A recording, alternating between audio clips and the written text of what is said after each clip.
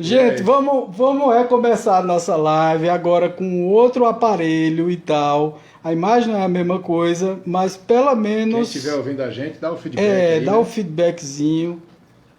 Agora com outro aparelho. Agora foi. Tá vendo? Nem sempre o melhor aparelho é o melhor som, a melhor coisa e etc. A gente tem que se conformar mesmo. A vida é desse jeito, é cheia de revés e a gente não se adaptar.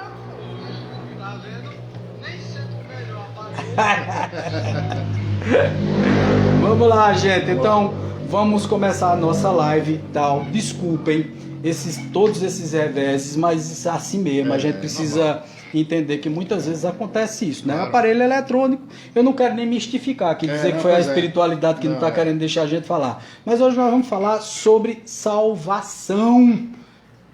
Se Deus quiser. A gente vai até o final dessa live aqui falando sobre salvação. Vamos em frente, Tá? em Vai frente. ser muito bacana porque eu acho o seguinte, que todo o conceito de salvação geralmente está ligado a uma religião, tá certo? Isso. Que era o que a gente estava conversando na transmissão anterior. Está ligado a uma religião, está ligado a Jesus. Jesus salva, tem lá, né? Na maioria dos vídeos dos carros, Jesus salva. E tem também assim, você vai ser salvo porque está indo para determinado canto, ou então está aceitando Jesus, aceitando uma religião, determinada religião. Jesus salva, Renato, boa noite e tal. Vou novamente refazer Boa aqui noite. todas as apresentações. Renato Lira, oftalmologista médico, também trabalha conosco aqui no nosso estudo mediúnico. É um dos médicos, faz parte dessa estrutura nossa aqui.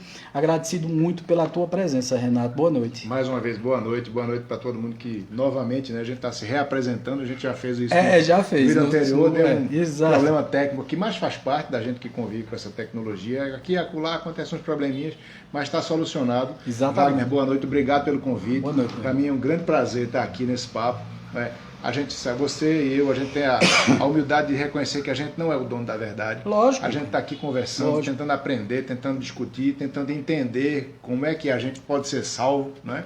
E se a gente descobrir a fórmula, a gente vai passar para todo mundo. Por favor, viu? Não é? A gente Se está alguém aqui souber- tentando também. Se alguém souber aí da fórmula da salvação, conta pra gente, que a gente tá precisando de uma salvaçãozinha, não tá não, Renato? Para mim é um prazer estar aqui. Sem dúvida, a gente está precisando.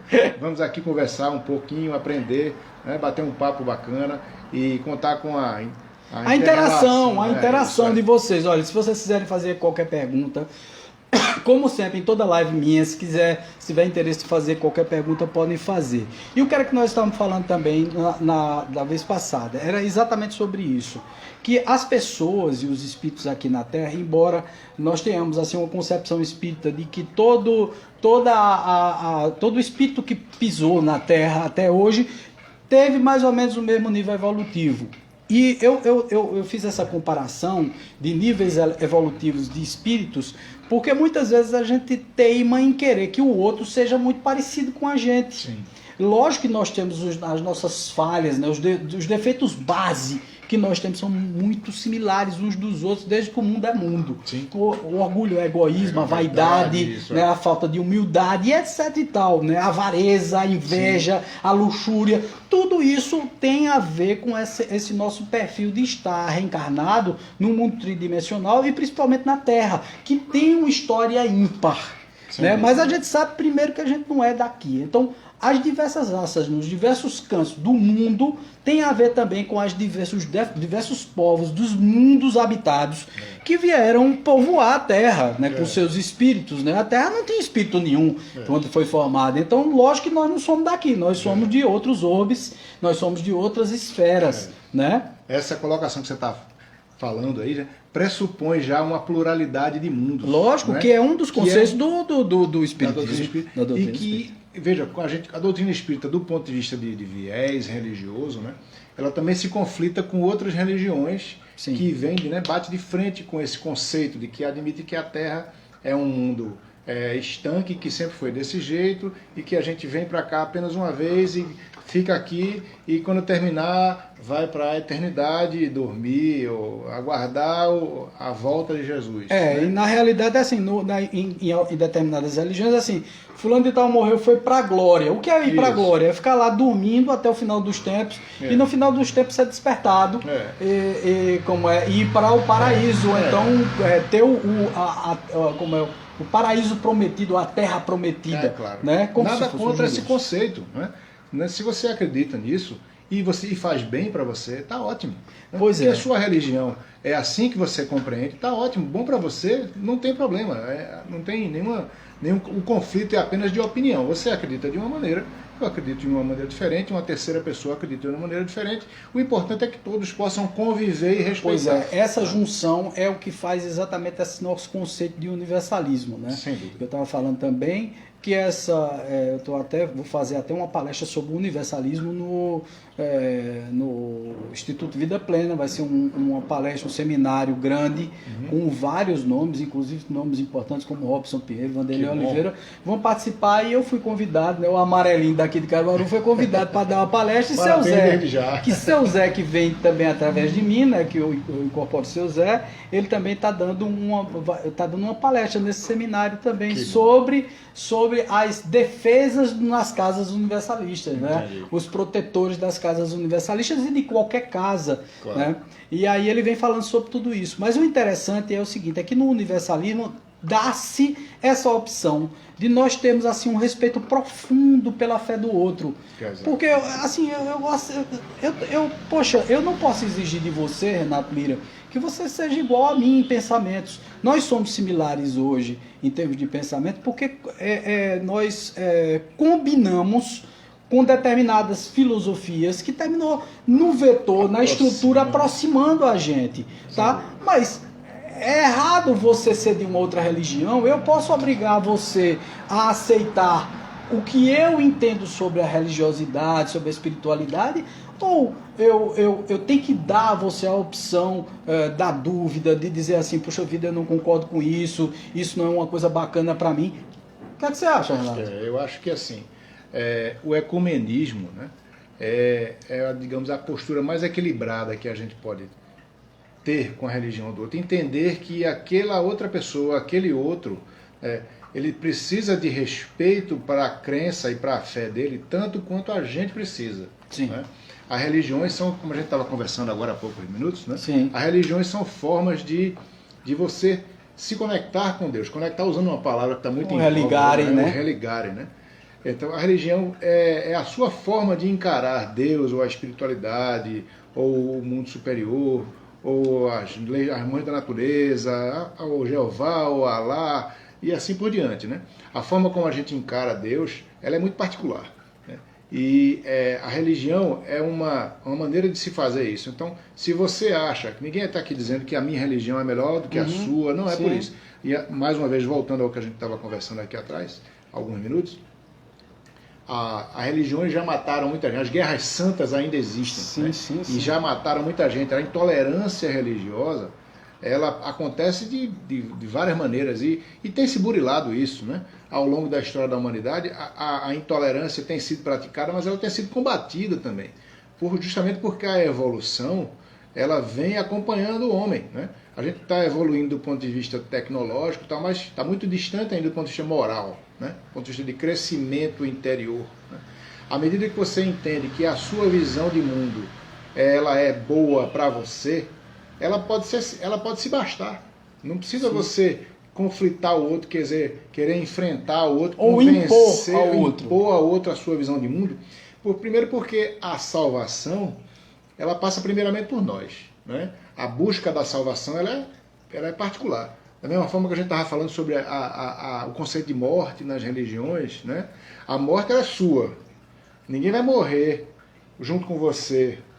Né? E algumas pessoas até acham, né, que a gente deve morrer junto com ele. Exato. A pessoa morreu para tudo, então é que a gente morra junto também. Não é por aí. E não é desse jeito, né? E o interessante, Renato, também, nessa questão da religião e do pensamento religioso como todo, esse processo de salvação, é que, assim, o meu conceito de salvação é um conceito de salvação pessoal. Tá? A própria crença espírita, na filosofia espírita como um todo, no cerne das questões que Kardec levantou junto com os espíritos, nas suas 1019 questões do Livro dos Espíritos, depois na continuidade de cada um daqueles livros, do Livro dos Médiuns, do Céu e Inferno, do Evangelho segundo o Espiritismo, da Gênese, etc., obras póstumas e tal, e todas as revistas espíritas falavam, os espíritos vinham dando uma notícia que era uma notícia muito bombástica para algumas religiões, porque as religiões sempre tomaram, e aí nós não estamos aqui criticando a fé religiosa de ninguém, mas sim o conceito religioso de algumas religiões, que é aquela religião que quer meter medo em você. Ela chega para você e diz assim, olha, existe o pecado, existe o demônio, e se você não fizer igualzinho ao que eu estou dizendo a você aqui, se você não obedecer os nossos caminhos e tal, os nossos preceitos ou dogmas, tá? Você será colocado no fogo do inferno. Isso, E por conta disso, domina através do medo. Então, assim, nós não concordamos com essa questão, gente, que é a questão de dominação das religiões perante os seus súditos ou seguidores, seja lá qualquer coisa, tá certo?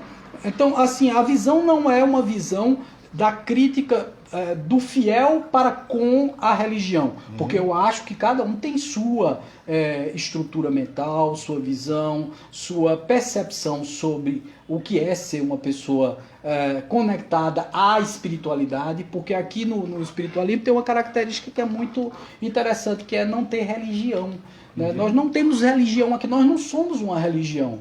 Nós somos uma casa terapêutica que à noite funciona um centro universalista. E o universalismo, gente, entenda-se, o universalismo não é uma religião. Nós não temos pessoas religiosas aqui, não temos um sacerdote e tal. O pessoal que está aí tirando onda comigo e tal, tem gente que botar assim, ô pai Varig, né? Porque tira onda comigo porque estou fazendo cursos na área de Umbanda para entender, para compreender a religião do outro, né? Porque por muitos anos fui preconceituoso contra a Umbanda. Depois que a gente começa a estudar e ampliar a consciência, Renato, parece que esses conceitos, preconceitos, essas visões unilaterais do mundo espiritual começam a se dissipar, porque a gente vê que espíritos estão em todo canto, a espiritualidade, o bem pode ser praticado em todo canto, o amor pode ser disseminado em qualquer local, de uma gira umbandista a um terreiro de candomblé, a uma sinagoga judaica, a uma igreja católica, uma igreja evangélica, seja lá o que for, um templo budista, seja lá onde for, onde se está falando em coisas positivas e do bem, nós estamos falando em amor, estamos em harmonia. O problema todinho, Renato, está em você achar que vai ser salvo e que o outro não será salvo apenas porque não está na tua religião. Exato. O que é que você acha disso? Eu acho que sua colocação foi perfeita, né? A gente está procurando ter um bate-papo leve, mas é um assunto sério. Não, né? é muito sério. É um assunto que a gente tem que ter muito cuidado para não ferir a suscetibilidade e a crença das outras pessoas. Não é esse o objetivo. A nossa visão. Não, absolutamente. Eu acho que a palavra fundamental para todas as religiões é respeito mútuo. Né? A fé de cada um é uma coisa muito particular. Né? Renato, e o fundamentalismo tem feito uns estragos muito grandes. Né? É verdade. A gente vê o fundamentalismo acontecendo no Oriente Médio e a gente esquece do fundamentalismo que acontece aqui dentro do nosso país. A gente vê aí religiões ditas evangélicas, que isso até é uma contradição muito grande, né? Porque o evangelho do Cristo prega o amor e a tolerância, né? O respeito às outras pessoas. E a gente vê por aí terreiros de Umbanda sendo atacados por evangélicos de Bíblia na mão e tal, se dizendo mandatários do Cristo, procurando guerra com as pessoas e violentando as pessoas em seus locais. Eles não estão... Mas não se admite. É como se fosse uma grande intolerância com o que o outro aceita ou acredita. Então, veja só, se eu sou intolerante e estou dentro de uma religião que diz que eu vou ser salvo, quer dizer, só por estar na religião eu serei salvo e a minha intolerância será tolerada pelas leis divinas? Exato. Quando Vamos você pensar direitinho, né? A gente estava falando aí sobre aquela frase que você falou, que tem muito comum nas igrejas evangélicas: Jesus salva. Eu concordo.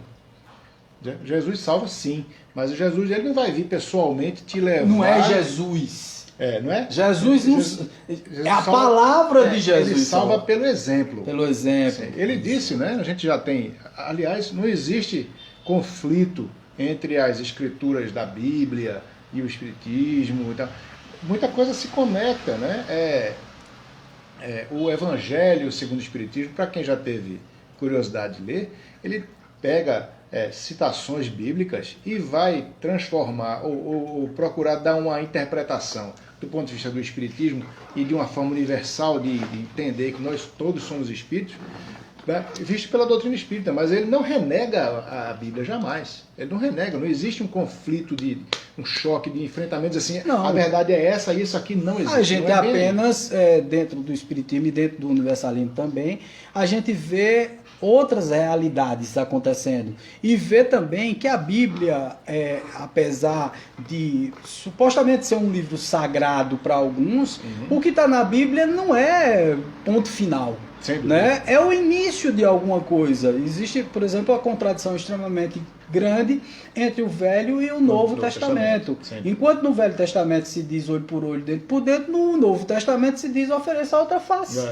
Então, só por aí você vê como existem contradições dentro da própria Bíblia. A gente não precisa ir muito distante, nem fazer uma comprovação filosófica espírita para provocar a Bíblia. A Bíblia mesmo se autoprovoca entre dois momentos da humanidade e que são momentos extremamente importantes. Veja, o Velho Testamento tratou com pessoas e com um povo com um entendimento que, se não houvesse aquela rigidez, aquela firmeza que veio através das leis mosaicas, os anteriores a ele, a toda a estrutura, todos os profetas, se não houvesse aquela veemência para que o povo se controlasse, o povo era bruto naquela época, viu, Renato? Era um povo difícil de se convencer. Estava se combatendo quase um barbarismo. Pois é, um barbarismo. Então, era preciso essa lei mais dura, essa conversa mais dura. Depois, quando Cristo veio trazendo uma nova revelação, que é a segunda revelação, que é a revelação Cristo,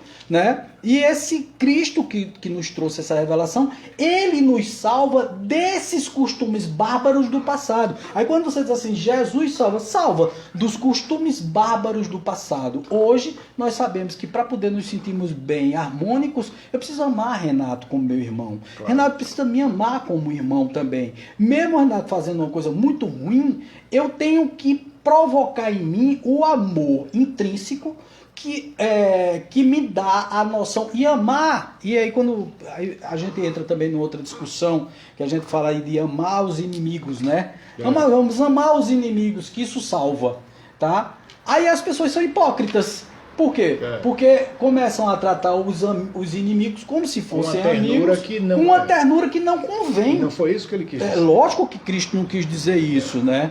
Eu oferecer a outra face é uma outra coisa, é não querer mal, não desejar mal o outro, não ficar desferindo palavras ofensivas, palavras de mal para o outro, de ódio, né? Foi justamente assim. Contrapor o olho por olho, né? Exatamente. Não retribuir o mal com o mal. Mal, exato. Não retribuir. Esse é que é o grande todos lance. Serão cegos. Exatamente. Né? Todos serão cegos. São esses princípios, sabe, Renato, que nos leva, por exemplo, à visão de um novo mundo.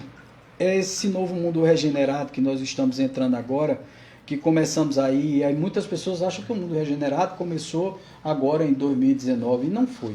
O mundo regenerado já vem se formando, se montando.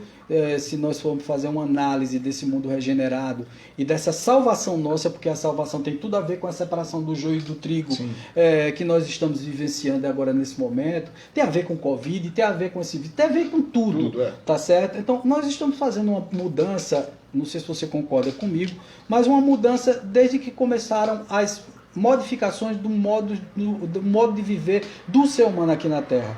De 200 anos para cá, nós tivemos a Revolução Industrial, nós tivemos a Revolução dos Transportes, das máquinas, dos computadores, da comunicação, da ciência, a evolução em todos os aspectos. E isso foi exatamente o início de um processo, porque veja só, até os idos de 1700 e pouco, 1780, 1790 mais ou menos, nós não tínhamos nenhuma evolução tecnológica no mundo.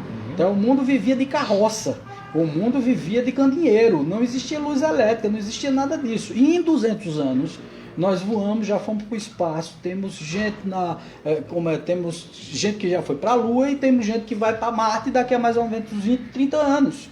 Então, veja, é muito pouco tempo para a humanidade ter saltado tanto. Então significa dizer que alguns espíritos encarnaram aqui na Terra para nos dar o norte dessa nossa salvação, aspas, para um mundo melhor. E aí, junto com isso, não sei se você também concorda comigo, vieram vários momentos contraditórios que se parecia mais que o mundo ia se acabar.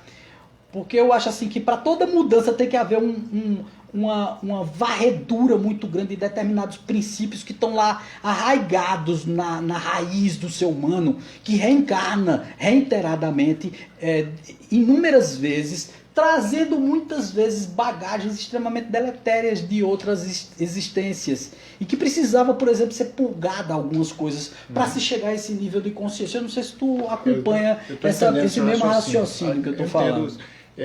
Como você está colocando, o que eu entendo é que assim, a espiritualidade, vamos chamar assim, porque a gente tem um viés de entender que existe sempre uma coisa superior a nós. Toda essa evolução do ser humano, que foi a gente está tendo testemunho do planeta Terra nos últimos 200 anos, né? São ferramentas que Deus, que Jesus, que a espiritualidade oferece para que o homem possa avançar do ponto de vista tecnológico e perceber, como a gente tem visto, né? Particularmente nesse período agora de pandemia, as pessoas atingem um patamar de, digamos assim, de avanço tecnológico e de conquistas, que a hora que o camarada se para assim, diz, eu conquistei isso, e agora? Hoje eu tenho muito, mas o que é que eu sou? Né? A pandemia veio, acho que, despertar muito disso, né? Assim, de você ficar em casa, né? Mas você ficar dentro da sua casa íntima, da sua casa interior, de você parar e olhar para o espelho e falar, quem é esse cara que está me olhando no espelho? Quem eu sou? Essa conhecer a si próprio, tinha no oráculo de Delfos lá, quando Sócrates deu de cara com o oráculo de Delfos. Então conheça-te a ti mesmo. Pois é, então a gente avançou aí tecnologicamente muito, mas do ponto de vista íntimo, moral, a gente ainda está engatinhando, né? Tá. A gente mas gasta... eu costumo dizer também, sabe, Renato, até defendendo essa parte de a gente estar engatinhando, eu considero assim que, por exemplo, se a gente olhar aí os movimentos bárbaros do passado, de 200 anos atrás, nós tínhamos duelos no meio da rua, se matava por nada. Pois é. Né? Guerras eram guerras em todo o mundo, em todos os locais do mundo existia uma guerra. Não é que hoje não tenhamos, né? Nós temos, eu fiz uma estatística um outro dia pesquisando para poder falar com o pessoal. Nós temos hoje, no exato momento em que nós estamos falando aqui, 30 conflitos sendo travados no mundo. 30 conflitos, quer dizer, tem 30 regiões no mundo inteiro que estão em guerra.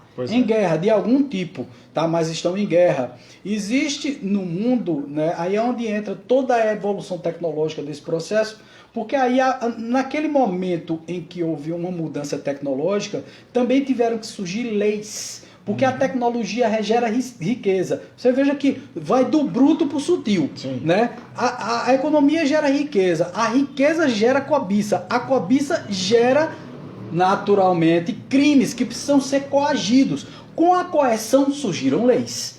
Nas leis, morais.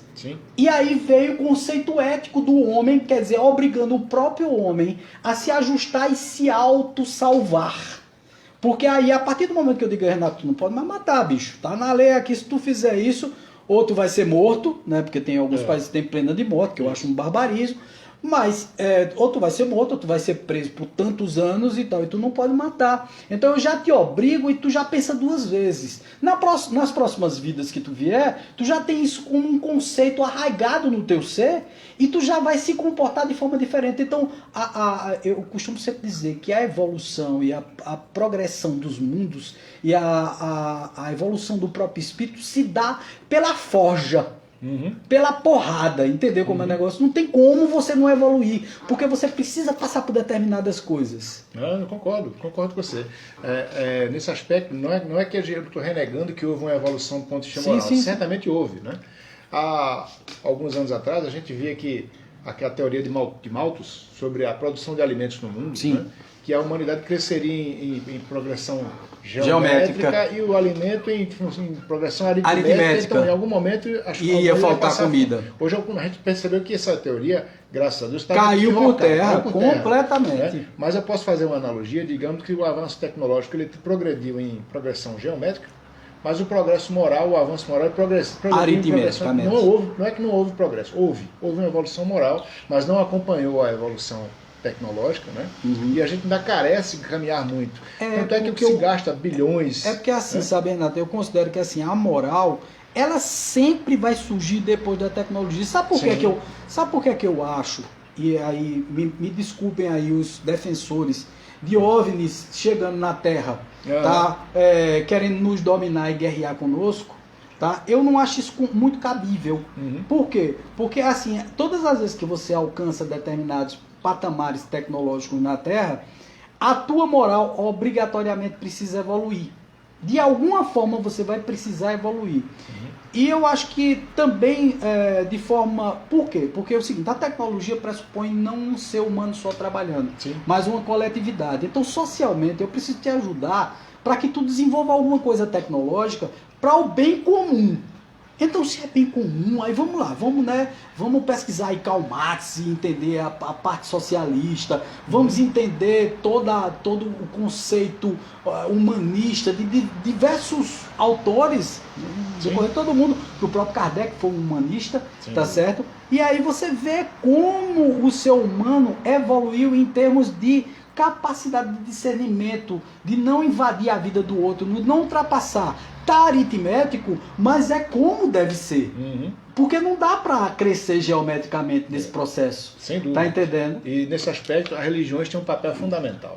Não é? Voltando aí à onde nossa está abordagem exatamente inicial, essa abordagem inicial. Voltando, eles têm um papel fundamental, porque as religiões... E veja que nós estamos tratando aqui das religiões, a gente considera mais as religiões que a gente encara do ponto de vista ocidental, mas a gente tem religiões que não têm o conceito de encarar Jesus como o grande modelo da humanidade. Por exemplo, o shintoísmo, o hinduísmo, o budismo. Né? O budismo. Né? Eu acho que pelo menos 2/3 da população do mundo não são cristãos. Exatamente. Né? Exatamente. Porque você tem islâmicos, você tem budistas e tal, shintoístas e tal. Então nós que somos espiritualistas, universalistas, a gente faz parte de uma minoria mundial. Né? Isso é uma grande verdade. A gente faz parte de uma minoria, porque a maior parte das religiões não são cristãs. Né? Embora o cristianismo esteja difundido no mundo inteiro, mas em termos absolutos, né, de quantidade de habitantes, de fiéis, né, o cristianismo ele é universal porque ele abarca o planeta Terra e o ser humano. Ele vai mais fundo, né? Ele vê o ser humano como uma coisa só. Agora você veja que coisa interessante. Né? Um outro dia eu vi, estamos aí em época de pandemia e tal, a pandemia está aí agraçando ainda, porque está todo mundo aí saindo de casa, não sei o que, a pandemia começou a dar uma piorada. A ciência já está começando a descobrir como lidar com o próprio vírus, porque no começo foi uma agonia, né, para poder lidar com isso, e hoje em dia a gente sabe que, por exemplo, vitamina D dá para consertar muita coisa, porque a vitamina D evita, porque melhora a imunidade, etc e tal, né? Nós descobrimos aí que remédios muito simples como a ivermectina tiram uma carga viral absurda do teu organismo, se vindo até como uma vacina se você tomar preventivamente, né? Vimos todas essas coisas, mas vimos sobretudo uma coisa muito interessante, Renato, que eu não sei se você acompanhou esse raciocínio ou se acompanha esse raciocínio meu. É que muita gente da espiritualidade, do espiritualismo, tem dito que se você aumentar o teu teor vibratório, você não pega essa doença. E eu não considero que isso seja uma coisa interessante. Sabe por quê? Nós estamos vivendo na tridimensionalidade. Então, se Buda descesse aqui e fosse se meter dentro de um hospital de Covid, ele fatalmente ia pegar a Covid. Você está entendendo? Talvez ele não pegasse a doença de uma forma grave, porque ele tem defesas psíquicas e também orgânicas, porque quando você tem defesa psíquica, você também tem defesa orgânica. Isso é uma coisa consequente. Mas eu vi assim e eu achei muito interessante, porque um ou outro saiu-se com essa, porque aí depois você pega, né?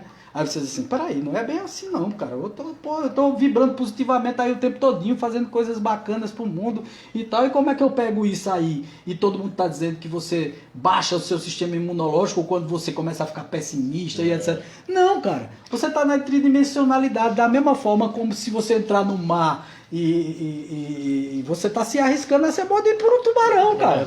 Entendeu como é o negócio? Quer dizer, você tá no jogo, é pra jogar. E assim, é uma colocação que dá a ideia de uma coisa completamente absoluta, né? Não, assim, e outra coisa exclusivista, né? Isso, espiritual. Isso. Não, eu sou espiritualista, então eu jamais vou pegar Exato. Covid. E se parece com aquela história da porta do história. centro espírita, né? Não sei se você conhece esse conceito da porta do centro espírita. Não, aqui nós temos os guardiões e tal, então não vai entrar ladrão, não vai entrar nada. Não bote um vigilante aí fora, não, para impedir. Pois é. Tá entendendo? Nós estamos vivendo na tridimensionalidade, gente. Então a bactéria que é para mim, aliás, esse vírus ele é extremamente democrático tanto quanto a morte, tá certo? E tá espantando tanto porque tá atingindo a população mais abastada também. Sem dúvida. Antes, peste negra e etc, pegava o povão, né? E outra coisa, nós estamos muito mal acostumados. Em 1917, na peste negra, foi exterminado do mundo 60 milhões de pessoas. Proporcionalmente em torno de 42% a 43% da população. Pois é, veja, da Terra. Veja só que coisa terrível. Hoje nós não temos isso, não é porque a gente está confortavelmente em casa. A nossa geração não pegou isso, mas a geração dos mais antigos, bastou uma geração atrás, já pegou esse processo aí, tá entendendo? Então quer dizer, cara, a gente reclama meio que de barriga cheia para determinadas coisas e muita gente diz assim, qual é essa salvação, né? Onde é que está essa salvação, Renato? Tá em Cristo, tá na igreja ou tá em você? A gente tem... Eu deixo o outro pensar que está na igreja. Claro. Porque cada um é cada um, fica à vontade, pode pensar que está na igreja. E aliás, é muito bom que você se comporte bem para a sua salvação. Tá certo? E essa pergunta, que termina consequentemente, né, gerando essa pergunta que o Wagner fez, ela é muito importante porque a resposta não sou eu que vou dar. Essa pergunta cada um tem que ser feito, né? Se fazer. Fazer assim tem que se fazer. Eu sei que eu posso ser salvo porque Jesus já disse assim, vós sois deuses. Isso. Podeis fazer o que eu faço e muito mais, não é? Então, se ele disse isso, é porque ele tinha certeza, não era qualquer pessoa falando, né? Poxa. Então, se ele disse isso, a gente que acredita na palavra ali, né, que ele deu, de Jesus atribuída a ele, mas é muito bonito. Se a gente acredita nisso, a gente tem que olhar no espelho e dizer o que é que eu preciso fazer para que eu possa me salvar, entre aspas. Perfeito. Eu posso não me salvar, mas eu posso procurar ser uma pessoa melhor. Sim, com certeza. Então, o que é que eu preciso fazer? Então, essa mensagem, a gente não vai responder nada aqui. A gente só vai jogar indagação. Com certeza. Eu acho assim que, mais do que tudo, o café espiritual serve para uma discussão filosófica que eu considero muito interessante, tá, Renato? Permita. Eu acho muito interessante, eu acho que a gente tem que repetir isso. Sem dúvida. Né? Tá sempre junto aqui discutindo temas bacanas assim. E é um estudo, né? Um estudo que a gente está fazendo, inclusive antropológico e também comportamental. Como o ser humano evoluiu durante todos esses milênios em que estamos aqui no orbe terrestre. Né? Nós fomos inseridos aqui geneticamente, isso não tem dúvidas, é só a gente ver a evolução não dá saltos, tá certo? Então, se não dá saltos, nós saltamos, porque foi uma evolução muito grande para o ser humano, para o intelecto do ser humano. E nos chamam, inclusive, de Homo sapiens sapiens. Eu sou mais para dizer que é homens burros, né? Porque muitas vezes a gente comete cada asneira, cada bobagem, né? A gente faz cada besteira que a gente está muito mais para homens burros do que sapiens. Né? Mas estamos sim, eu estou brincando, estamos sim em evolução. Estamos sim em evolução na medida em que, por exemplo, a gente bate um papo como esse hoje, falando sobre, antropologicamente, falando sobre esses intrincados do relacionamento humano. de compreender o outro, inclusive na sua ignorância. Sim. Tá entendendo? E, gente, quando eu falo ignorância aqui, por favor, é no sentido não de é não saber. Não é no sentido pejorativo, é de não saber determinadas de coisas. Né? É de desconhecer. Por exemplo, ontem nós fizemos uma gira aqui no SEC, porque como eu estou estudando Umbanda, aqui é um centro universalista e tal, nós fazemos experimentos. É um laboratório, o SEC é um laboratório, sempre foi. É um laboratório de transcomunicação. Eu trabalho com transcomunicação instrumental, pegando a comunicação dos espíritos através dos equipamentos. Nós fazemos todo um trabalho de apometria e desenvolvimento mediúnico. Nós fazemos todo um trabalho de esclarecimento como esse que nós estamos fazendo hoje à noite com o café espiritual. Nós temos o hospital espiritual, nós aplicamos o passe ou a infusão magnética, né, ou a transferência magnética dos fluidos e etc e tal, curativos. Fazemos vários trabalhos. E um dos trabalhos a mais é o trabalho de entendimento da religião do próximo. Então, por exemplo, algumas pessoas me viram ontem na gira, né? Porque eu sou um cara, eu estava dizendo a Renato que eu não sou corajoso, eu sou meio doido. Porque, sei lá, se existe essa intolerância religiosa toda, eu fico até com medo que alguém passe apedreje o SEC, faça alguma coisa desse tipo. Agrida porque acha que a gente aqui está praticando o mal. E a gente não pratica o mal. A gente está aqui fazendo um trabalho interessante de conscientização do ser humano para exatamente tirar o preconceito, tirar essa visão tão assim carregada de determinadas religiões, principalmente das religiões afro. E você veja que aí está um preconceito, Renato, também, grande, porque é um preconceito contra o negro, contra o índio, contra o caboclo. Né? O preconceito é uma visão ignorante do ponto de vista de desconhecimento, né? Não é de agressiva, chega a ser, está sendo agressivo hoje. Mas o preconceito é uma opinião formada sobre uma coisa que você não conhece. Sim. Então, não faz sentido. Né? É paradoxal. Como é que você vai formar a opinião sobre uma coisa que você não conhece? Sim. Né?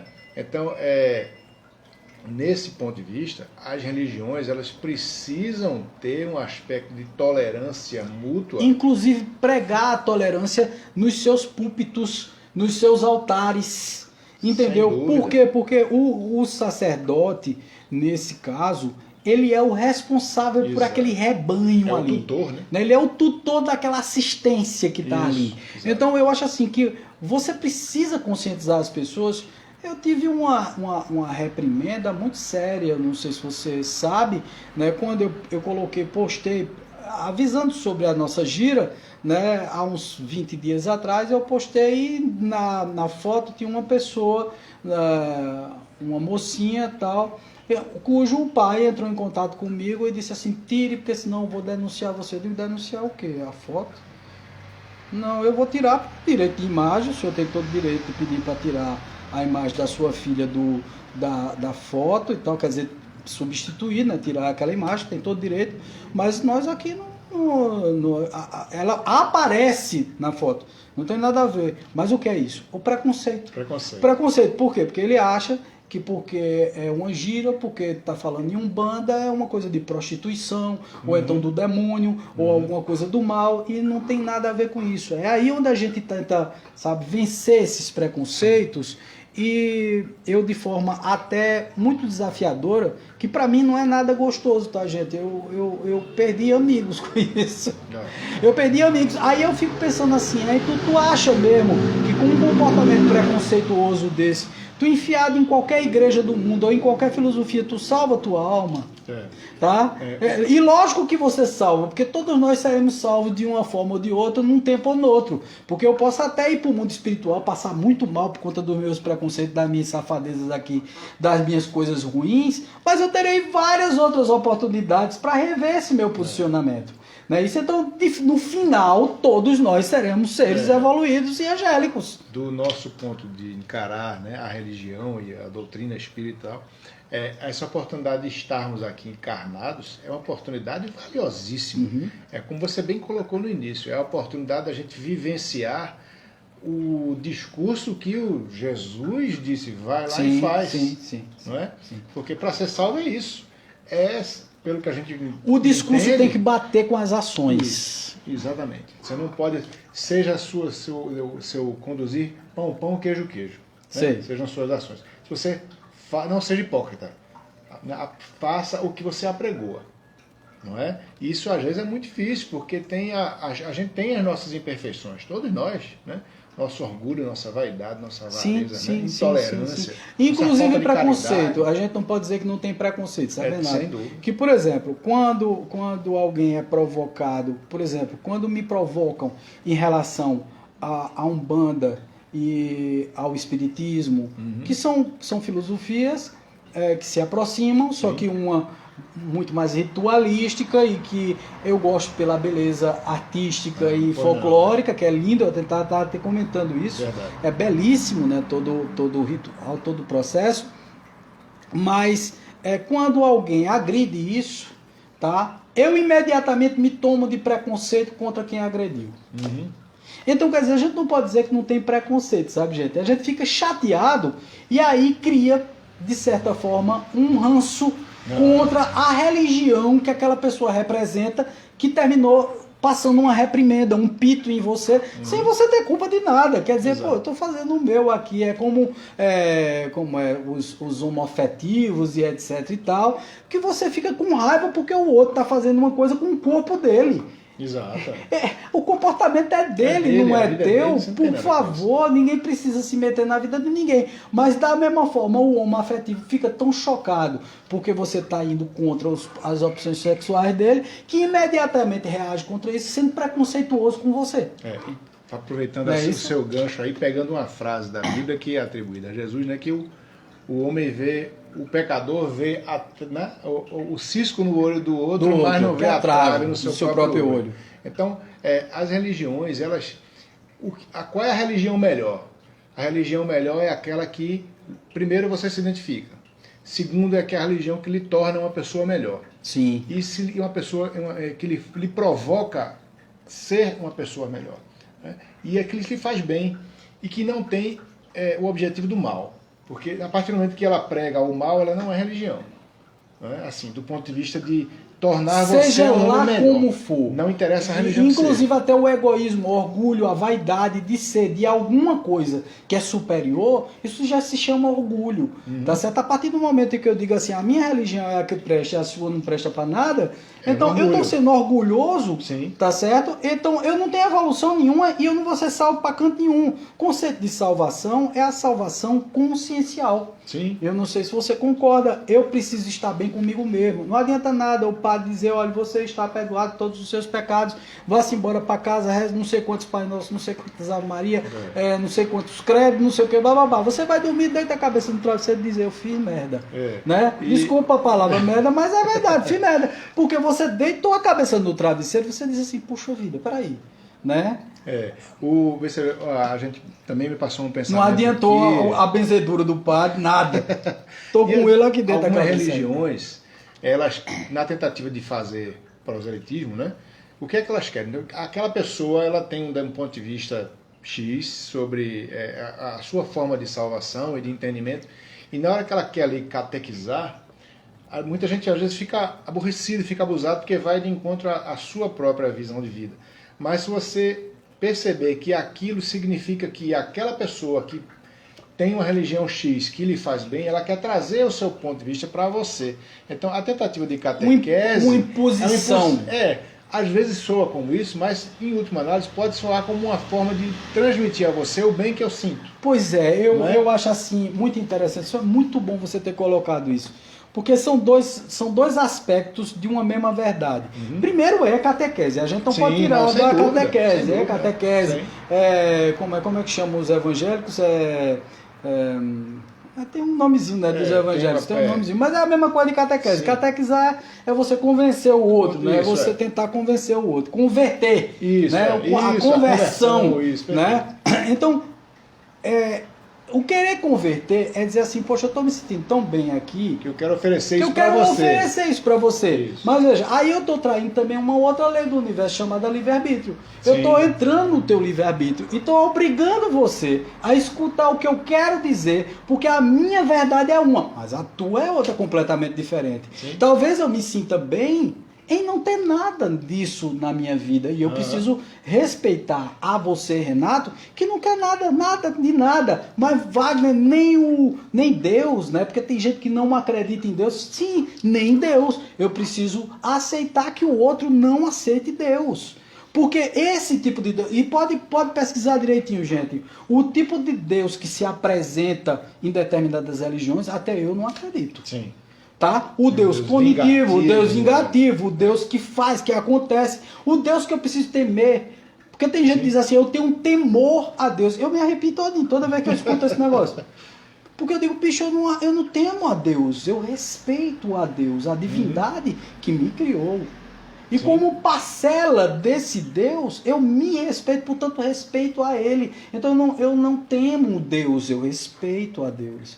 Percebe isso? Claro, então, a partir desse momento, traça-se todo um parâmetro, porque aquele cara que é ateu, provavelmente teve contato com esse tipo de catequese, onde você coloca o medo, você coloca o orgulho, a vaidade, você vê a hipocrisia por trás disso tudo, porque você vê o cara lá falando, o sacerdote falando, e por trás fazendo uma coisa completamente contraditória, ou diferente daquilo que prega. Sim. E eu não estou aqui também criticando ninguém, cada um faz e tem a sua consciência. Mas com certeza, um sacerdote sabe que fazendo o que faz, tomando dinheiro do povo, vai sofrer as consequências. Retorno, né? Ele pode estar na religião, aí é aquela história, pode estar na religião que for.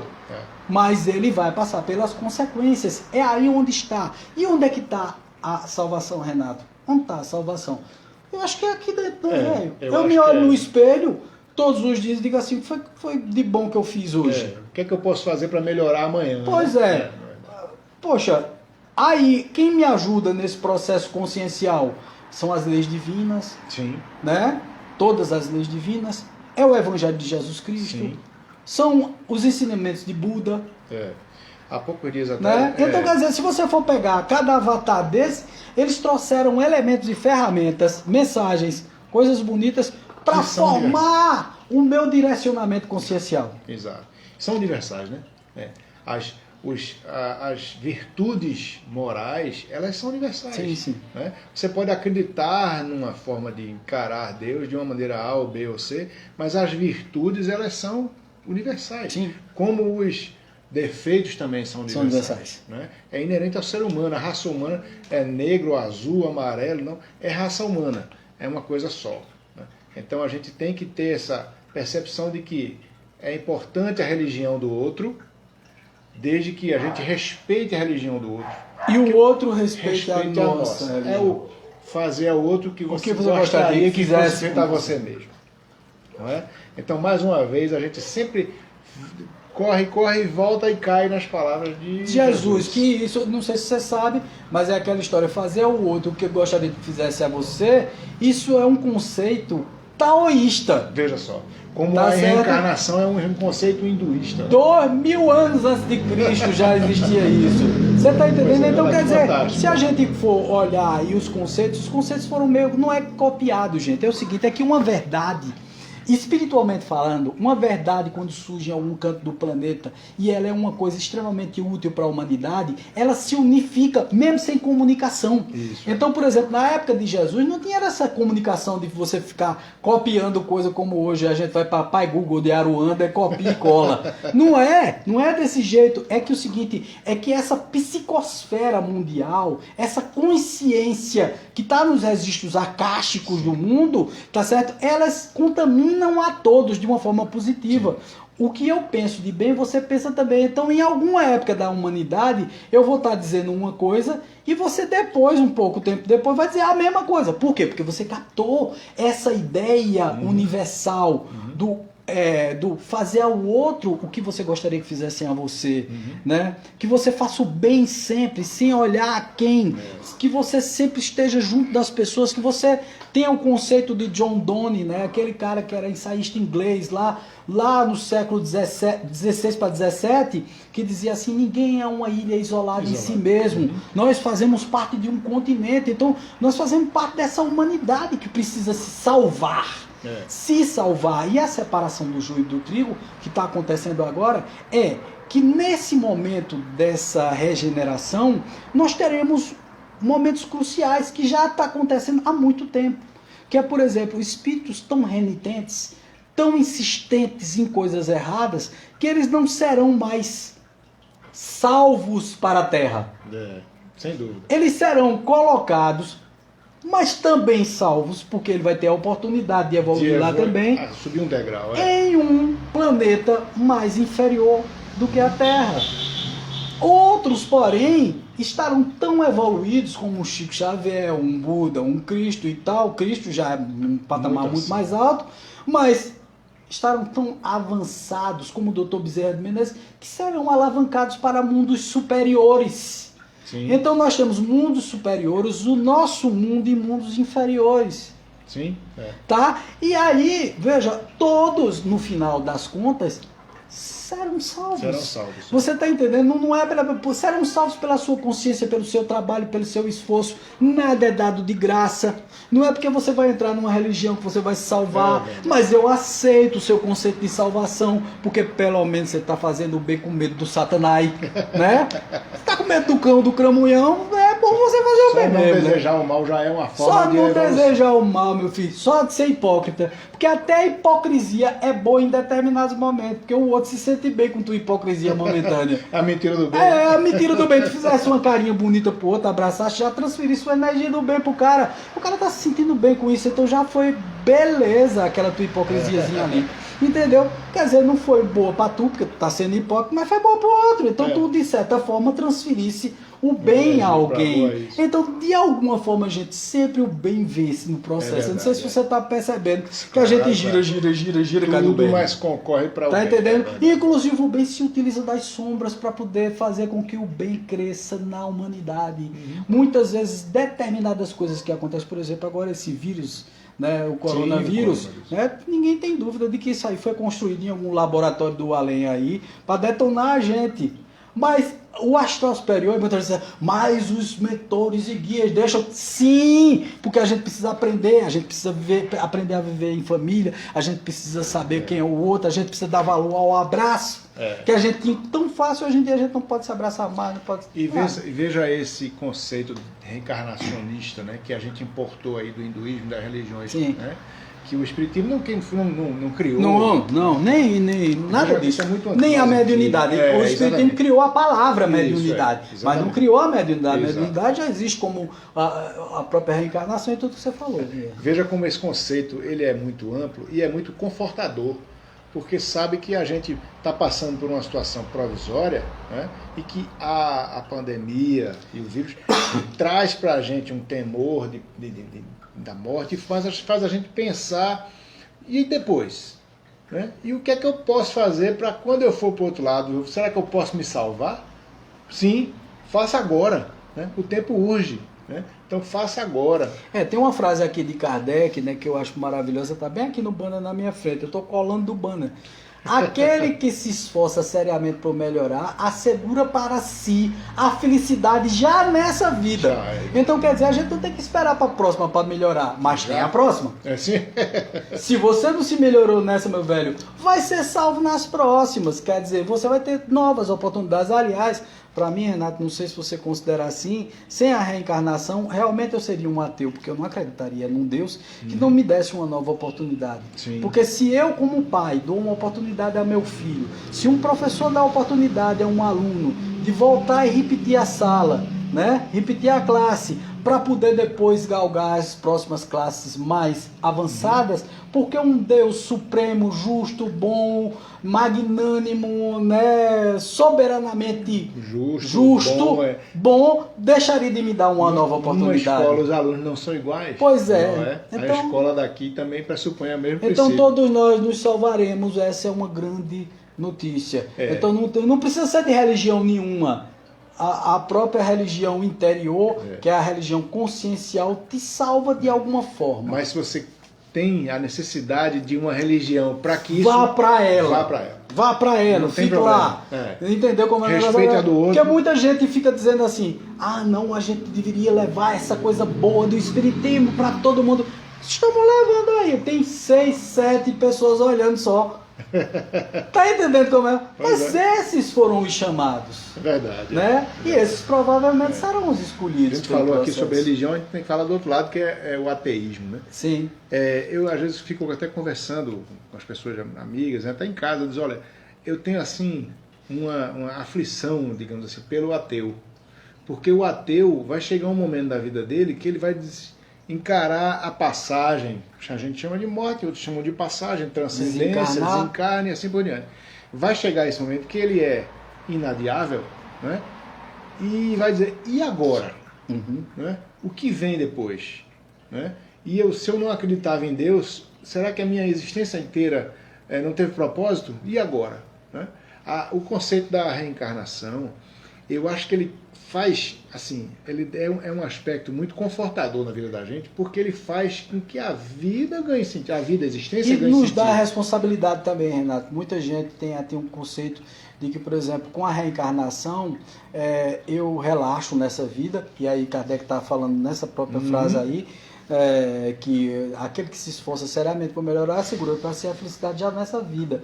Mas conseguiu se colocar assim de forma deturpada de que o espírita ele se conforma muito, pode fazer um bocado de erro aqui porque ele tem várias vidas.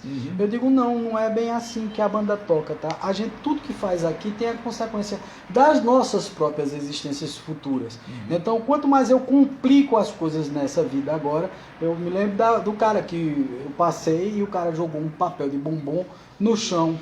E eu fui reclamar com o cara, Renato, e eu disse assim, bicho, não joga um papel de bombom no chão, não. Foi um amigo meu, eu não vou aqui citar o nome dele para não matar o coitado de vergonha, né?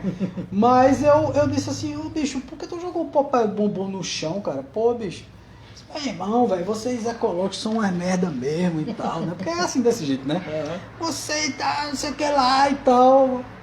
Ah, bicho, eu vou deixar para a próxima geração mesmo. Então, como quem diz assim, eu vou acabar o planeta para o outro não usufruir. Primeiro, uma reação de orgulho muito grande. Aí eu disse a ele, devolvi, eu digo que tu é um mané da vagem. Porque é o seguinte, tu sabe esse bombom que tu tá jogando, esse lixo que tu vai acumular no mundo?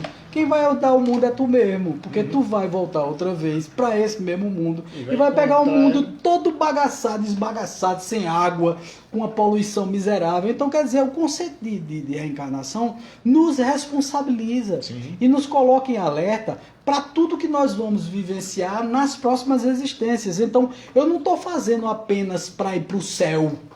Eu também estou fazendo para vir para a Terra. Vê só que coisa interessante, né? Eu não estou só fazendo para...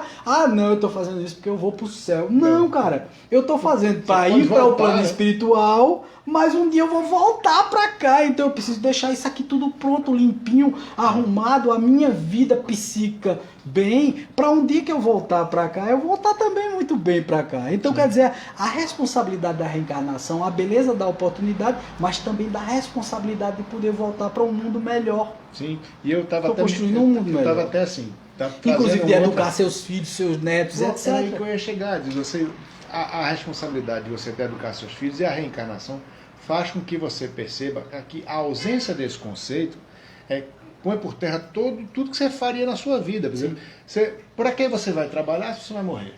Para que você vai amar seus filhos? Qual é o valor do amor que você tem a seus filhos se você vai, quando você morrer, vai se acabar? Pois é. Não é? Então, todas as relações afetivas... Quer dizer, o conceito ateísta, ele não se sustenta, nem ateísta, nem materialista. Não sustenta. Porque é o seguinte, na medida em que eu vou morrer e tudo vai acabar, por que ser ético?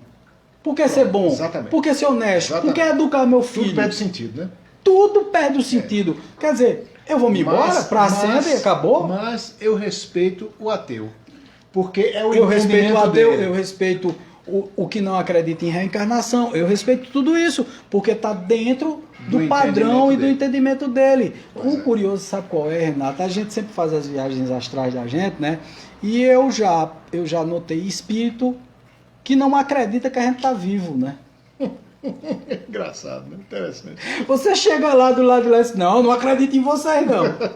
Você tá entendendo? E tem espírito que vai para uma erraticidade, né? O Robson Pinheiro também fala muito nisso, mas aí eu consegui constatar. E como você chega na espiritualidade, você vê umas coisas muito interessantes. como, por exemplo, o espírito dos que dizem que não acreditam em reencarnação e nem em espíritos, lá no mundo espiritual dizendo assim, eu não acredito em espíritos. E aí eu me lembro de uma história de Alexander von Graham Bell, que foi o inventor do telefone. E quando Graham Bell inventou o telefone, ele querendo comprovar com os cientistas, amigos dele e tal, botou uma cabine a 1 quilômetro e o cara foi andando, né? E como só tinha a transmissão da voz daqui para lá, não existia o retorno, o cara tinha que retornar para dizer a ele se tinha escutado o que ele tinha falado. E o cara disse, eu não acredito que telefone existe, que existe essa comunicação por esse fio, eu não acredito, isso é impossível, não sei o que, não sei, é pela tensão do fio e etc, você consegue fazer a comunicação, bababá. Disse, não acredito. Disse, então vá lá para a cabine. Aí ele foi para a cabine a 1 quilômetro de distância, Alexander von Graham Bell, e disse assim, você está me ouvindo? E aí não escutou a resposta. E ele andou 1 quilômetro de volta até chegar a Graham Bell. E aí Graham Bell disse, e aí, você escutou? Ele disse, escutei, mas não acredito não. Então quer dizer, tem gente que você vai provar, comprovar, fazer o que você quiser. Ele vai continuar sem acreditar naquilo lá. Tá? Aquele que não quer acreditar, né? Não adianta. Não adianta absolutamente nada, tá certo? E assim, como nós nos salvamos, né? Pelas consequências dos nossos próprios atos, Renato. Eu vi uma história muito interessante e curiosa, né? Como a sincronicidade lhe ajuda mesmo que você tenha um karma muito pesado nessa vida. Determinada pessoa, e aí vem pelo efeito borboleta, né? Porque a borboleta bate uma asa no outro lado do oceano, causa um maremoto do lado de cá. E o rapaz, ele foi salvo 2 vezes por um cara mais velho do que ele, uns 20, 30 anos mais velho do que ele. E aí ele se mudou para os Estados Unidos, enricou e tal, e estava no World Trade Center, tá certo? No dia do atentado do 11 de setembro, né? Do 11 de setembro. Isso, Não, 11 de setembro, né? Não é 11 de setembro, é verdade. É isso mesmo. Porque tu fez a sua cara de dúvida. Será que eu tô... Eu achei que eu que estava errado. Não, 11 de setembro. Isso. E aí ele estava no escritório quando ele recebeu uma chamada. Ele muito rico e tal, recebeu uma chamada.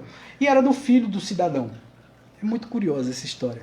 Era o filho do cidadão dizendo, olha, meu pai... Tá? Ele não estava na hora. Ele foi para lá. Né? Mas ele recebeu um telefone e disse, meu pai está chegando em Nova York. E eu gostaria de saber se o senhor pode ajudá-lo. O cara que tinha sido ajudado pelo senhor, né, que era 20, 30 anos mais velho que ele já estava mais velho também, disse, lógico que sim, diga a ele que vem, eu vou hospedá-lo na minha casa e vou levá-lo para o hospital melhor que tem aqui em Manhattan, né, que é a ilha de Nova York. Né? Vou levar ele para o melhor hospital de Manhattan, para ele ser tratado, para ser cuidado e etc e tal. E ele não mandou ninguém não. Ele pegou o carro dele, tá certo? Ele ia para o outro Trade Center, pegou o carro dele e foi para o aeroporto encontrar o senhor. Que ano era esse? 2001. Que mês era? Setembro. Que dia era? Dia 11, né? Dia 11 de setembro. E tem mais. Que hora foi essa? A hora que o primeiro avião atingiu exatamente o escritório dele. Então, o que significa isso? Gente, quando a gente vai se salvar, é por atitudes, não é por ir para uma igreja, não é por preservar. Não, eu sou católico, então você salvo. Não, porque eu vou rezar não sei quantos Pai Nosso, não sei quantas... Não, é pelas tuas atitudes, o que é que você faz. Então, naquele momento, sincronicamente, o mundo o favoreceu, porque ele foi favorecer alguém. Você está entendendo? Então, quer dizer, eu estou dando a mão e o mundo me dá a mão de retorno. Não era o dia dele. Não foi por isso, não. Foi. Tem uma outra história que eu não sei se você conhece, de Alexander Fleming. Sim.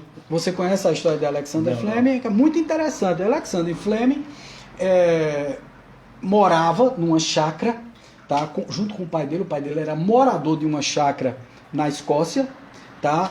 Onde o dono da chácara era o pai de Winston Churchill, tá? Que foi o primeiro-ministro da Inglaterra, tá certo? Então, Alexander Fleming era pivetinho, mas só que um pouco mais velho do que o Churchill, né? Então ele estava lá no dia, no dia de recreio, na fazenda ou no sítio dos Churchills, tá certo? E quando o próprio Winston Churchill foi tomar banho em um lago que tinha na fazenda e começou a se afogar.